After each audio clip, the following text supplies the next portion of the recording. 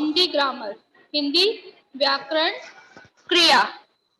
क्रिया की परिभाषा, जिस शब्द से किसी काम का करना या होना समझा जाए उसे क्या कहते हैं? क्रिया। जिस शब्द से किसी काम का करना या होने का बोध हो या होना समझा जाए उसे हम कहते हैं क्रिया।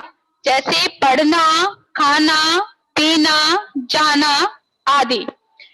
दूसरे शब्दों में हम इस प्रकार से भी कह सकते हैं, आसान से शब्दों में, आसान से वाक्यों में हम इस प्रकार से भी कह सकते हैं, क्रिया का अर्थ है कार्य करना होता है। क्रिया का एक अर्थ क्या होता है? कार्य करना। जिन शब्दों या पदों से यह पता चलता है कि कोई एक कार्य हो रहा है, ठीक है, जिन शब्दों से यह पता चले कि कोई कार्य हो रहा है या कोई कार्य किया जा रहा है, उसको हम क्या कहते हैं? क्रिया। किसी काम के करने या होने का बोध होना क्रिया कहलाता है। व्याकरण में कोई भी वाक्य क्रिया के बिना पूरा नहीं होता है। व्याकरण में जितने भी वाक्य हैं, आप जितने भी वाक्यों का प्रयोग करेंगे वो बिना क्रिया के पूरे नहीं हो सकते हैं। इसे भी व्याकरण का एक नया शब्द माना जाता है। इसका रूप लिंग, वचन, पुरुष के अनुसार बदलता रहता है। प्रत्येक भाषा के वाक्य में क्रिया का बहुत अधिक महत्व होता है। प्रत्येक वाक्य क्रिया से ही पूरा होता है। क्रिया किसी कार्य के करने या होने को क्या करती है? दर्शाती है। क्रिया हमें समय सीमा के बारे में बताती है। क्रिया के रूप की वजह से ही हमें यह पता चलता है कि काम जो हुआ है वो वर्तमान काल में हुआ है, भूतकाल में हुआ है या भविष्य काल में हुआ है। जैसे कि मैं यह कह देती हूँ, मैंने खाना खा लिया। खा लिया मतलब मैंने काम किया, लेकिन कौन से काल में किया? भूतकाल में किया। या मैं बोलूं मैं खाना खा रही हूँ। खा रही हूँ मतलब वर्तमान। मैं खाना खाने का काम कर रही हूँ, लेकिन कौन से काल में कर रही हूँ? वर्तमान काल में कर रही हूँ। मैं बोलूंगी कि मैं खाना खाऊंगी। खाऊंगी, काम करूंगी मैं खाने का, लेकिन कब करूंगी? भविष्य काल में करूंगी। ठीक है ना? ये क्रिया का जो रूप होता है, इस काम के करने या होने का हमें उससे काल का भी पता चलता है कि वो वर्तमान काल है, भूतकाल है या भविष्य काल है। मैं जैसे बोलती हूँ पानी लाओ, या तुमने मुझे पानी लाकर दिया, या तुम मेरे लिए पानी लाओगे। तो इसमें वर्तमान काल, भूतकाल और भविष्य काल तीनों ही काल आ जाते हैं बेटा। ठीक है? किसी काम का करना या होना क्या कहलाता है? क्रिया कहलाता है। होने का बोध होना क्रिया कहलाता है।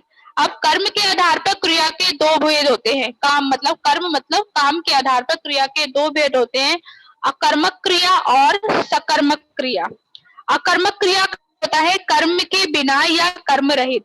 जिन क्रियाओं में काम के करने की हमें जरूरत नहीं पड़ती, जिन क्रियाओं में जरूरी नहीं होता कि हम काम करें, जैसे हंसना, रोना, गाना, खाना, हंसना, रोना, तैरना, सोना, उछलना, मरना, जीना, इस तरह के जो काम होते हैं, जगना, घटना, इस तरह के जो काम होते हैं वो अकर्मक क्रिया में आते हैं।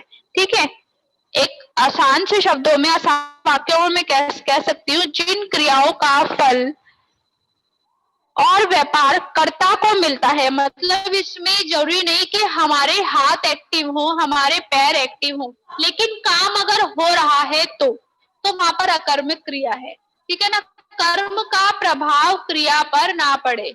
मैंने बोला मैं सो रही हूँ, काम हो रहा है, सोना काम हो रहा है, लेकिन ना तो मेरे हाथों से हो रहा, ना मेरे पैरों से हो रहा, फिर भी काम हो रहा है। मैं क्या कर रही हूँ? उछल रही हूँ। मैं हंस रही हूँ। ठीक है ना? हंसना क्या हो गया? काम तो होना हो गया, क्रिया हो गई, लेकिन बेटा मेरा कोई एनर्जी वेस्ट नहीं हो रही, उसमें मेरी कोई शक्ति नहीं लग रही। मैं रो रही हूँ, हंस रही हूँ, रो रही हूँ, और क्या कर रही हूँ? मतलब आराम से बैठी हूँ, सो रही हूँ। इस तरह के जो कार्य होते हैं जिनमें अधिक एनर्जी वेस्ट नहीं होती है, ज्यादा हम लोगों के हाथों द्वारा काम नहीं किया जाता है, हाथों को प्रयोग में नहीं लाया जाता है, वहां पर क्या होता है? अकर्मक क्रिया। अगला है सकर्मक क्रिया। सकर्मक का अर्थ होता है कर्म के साथ या कर्म के सहित। जब सरल शब्दों में कि जिस क्रिया का फल कर्म पर पड़े उसे सकर्मक करते कहते हैं।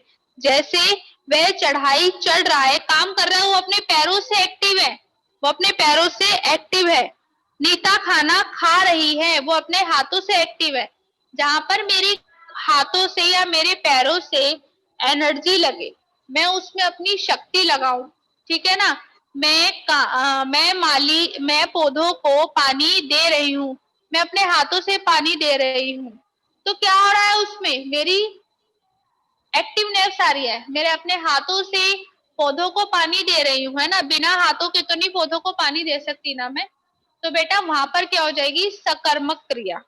सकर्मक का अर्थ होता है कर्म के साथ या कर्म सहित। जिस क्रिया का प्रभाव कर्ता पर ना पड़कर कर्म पर पड़े वहां पर सकर्मक क्रिया होता है, अर्थात जिन शब्दों की वजह से कर्म की आवश्यकता होती है उसे सकर्मक क्रिया कहते हैं।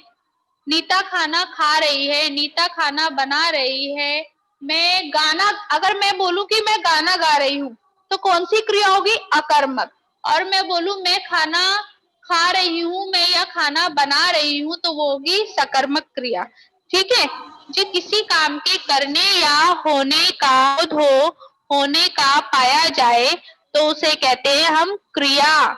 और क्रिया के दो भेद होते हैं, अकर्मक क्रिया और सकर्मक क्रिया।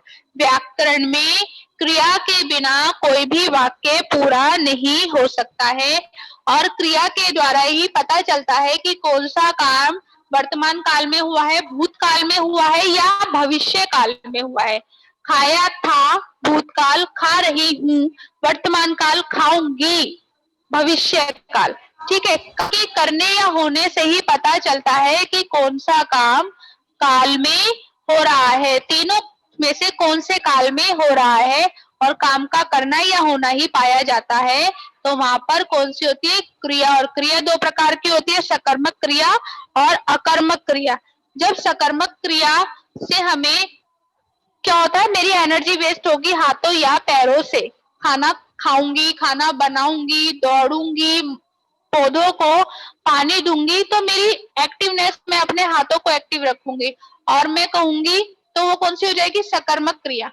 और मैं कहूंगी मैं रो रही हूँ, मैं सो रही हूँ, मैं हंस रही हूँ, मेरी एक्टिवनेस ज्यादा नहीं हो रही, मैं अपने हाथों पैरों का यूज ही नहीं कर रही, हाथ पैरों का प्रयोग ही नहीं कर रही, तो वहां पर कौन सी क्रिया होगी? अकर्मक क्रिया।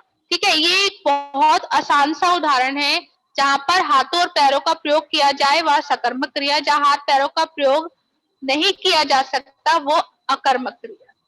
Okay class 8।